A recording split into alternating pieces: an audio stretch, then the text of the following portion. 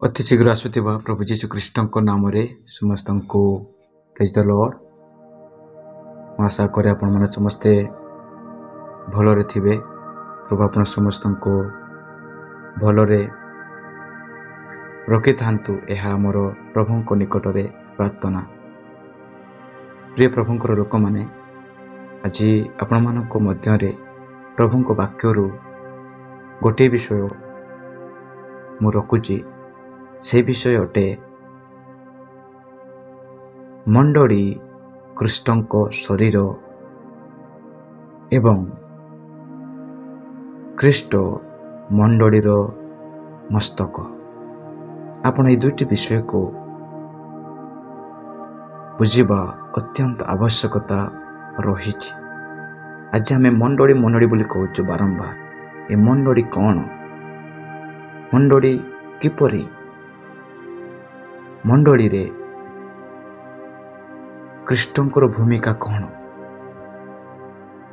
ଆଜି ଅନେକ ସମୟରେ ମନୁଷ୍ୟ କହିଥାଏ, ଏଇଟା ମୋର ମଣ୍ଡଳୀ, ଏଇ ମଣ୍ଡଳୀ ମୁଁ ତିଆରି କରିଛି, ଏଇ ମଣ୍ଡଳୀ ମୁଁ ଗଠନ କରିଛି, ଏଇ ମଣ୍ଡଳୀ ଠିଆ ହେବାର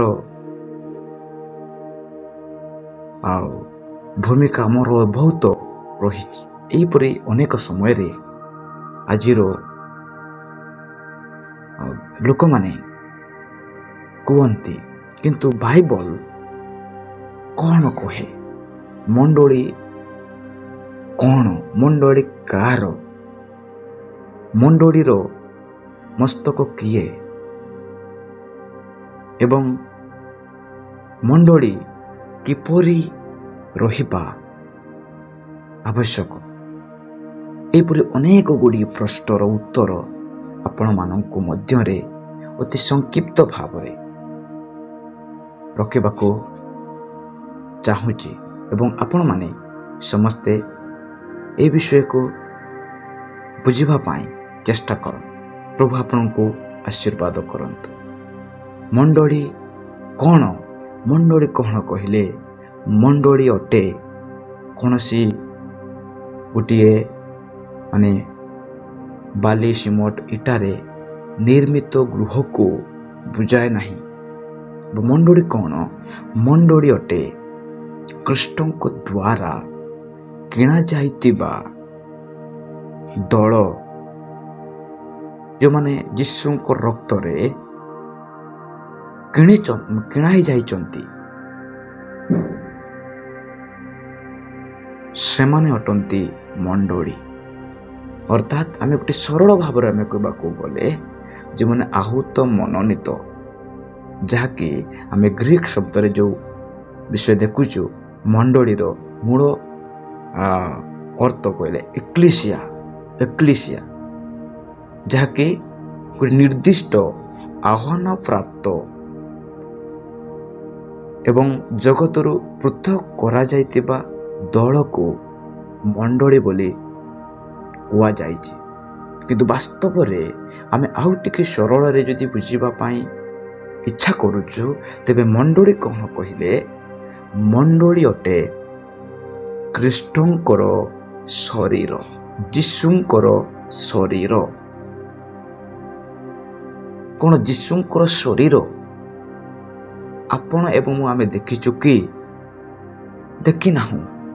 କିନ୍ତୁ କିପରି ଆମେ କହିବା ମଣ୍ଡଳୀ ଖ୍ରୀଷ୍ଟଙ୍କର ଶରୀର? ଯେମିତି ଆପଣଙ୍କୁ କହିଲି, ମଣ୍ଡଳୀ ଗୋଟିଏ ଘର ନୁହେଁ, ଗୋଟିଏ ପକ୍କା ଘର, ଗୋଟିଏ କଚ୍ଚା ଘର କିମ୍ବା ଗୋଟିଏ ଆଜବେଷ୍ଟର ଘର ନୁହେଁ।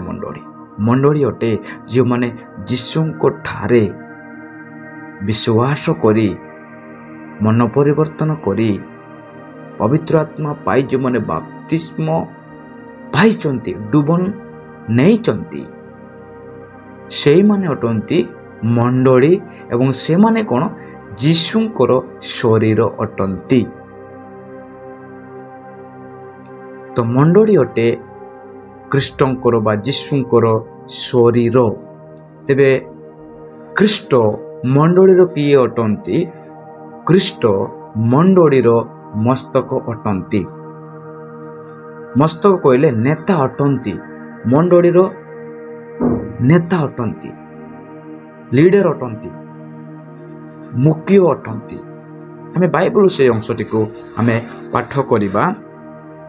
ପ୍ରଥମ କରନ୍ତୀୟ ପତ୍ର 12 ପର୍ବ ଆମେ 27 ପଦ ଆମେ ପାଠ କରିବା। ଏପରି ଲେଖା ଅଛି, ତୁମେମାନେ ଖ୍ରୀଷ୍ଟଙ୍କ ଶରୀର ଆଉ ଏକ ଏକ ଜଣ ଏକ ଏକ ଅଙ୍ଗ ସ୍ୱରୂପ। ତୁମେମାନେ ଖ୍ରୀଷ୍ଟଙ୍କ ଶରୀର। ପ୍ରେରିତ ପାଉଲ ମଣ୍ଡଳୀର ବିଷୟରେ କୁହନ୍ତି। ଖ୍ରୀଷ୍ଟ ମଣ୍ଡଳୀର କ'ଣ ଅଟନ୍ତି ଏବଂ ମଣ୍ଡଳୀ ଖ୍ରୀଷ୍ଟଙ୍କ ପାଇଁ କ'ଣ ଅଟେ, ସେହି ବିଷୟ ଏହି ପତ୍ରରେ ସୂଚିତ କରନ୍ତି। କୁହନ୍ତି, ତୁମେମାନେ ଖ୍ରୀଷ୍ଟଙ୍କ ଶରୀର।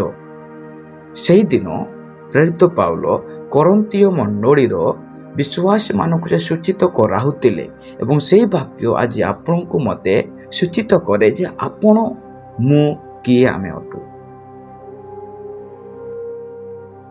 ଏହା ଜଣେ ନିର୍ଦ୍ଦିଷ୍ଟ ଗୋଟିଏ ମଣ୍ଡଳୀ ପାଇଁ ପାଉଲ ଲେଖିନଥିଲେ।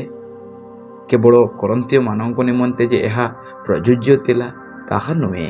ଏହି ପତ୍ର ଏହି ଚିଠାଉ ସମଗ୍ର ବିଶ୍ୱବାସୀମାନଙ୍କ ନିମନ୍ତେ, ଅର୍ଥାତ୍ ଯେଉଁମାନେ ଯୀଶୁଙ୍କୁ ବିଶ୍ୱାସ କରି ମନ ପରିବର୍ତ୍ତନ କରି ବାପ୍ତିସ୍ମ ହୋଇ ପବିତ୍ର ଆତ୍ମା ପାଇ ଯେଉଁମାନେ ଯୀଶୁଙ୍କ ପଛରେ ଚାଲୁଛନ୍ତି ସେମାନଙ୍କୁ ଏହି ବିଷୟ କୁହାଯାଇଛି।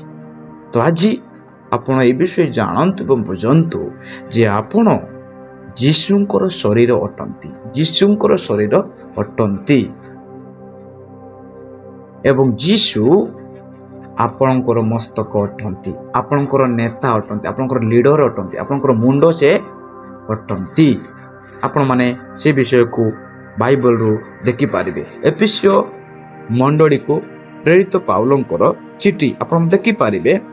1 ପର୍ବର 22 ପଦରେ ଏପରି ଲେଖା ଅଛି, ଆଉ ସମସ୍ତ ବିଷୟ ତାହାଙ୍କ ପାଦ ତଳେ ବଶୀଭୂତ କରି ରଖି ତାହାଙ୍କୁ ସର୍ବ ବିଷୟର ମସ୍ତକ ସ୍ୱରୂପ ମଣ୍ଡଳୀକୁ ଦାନ କଲେ।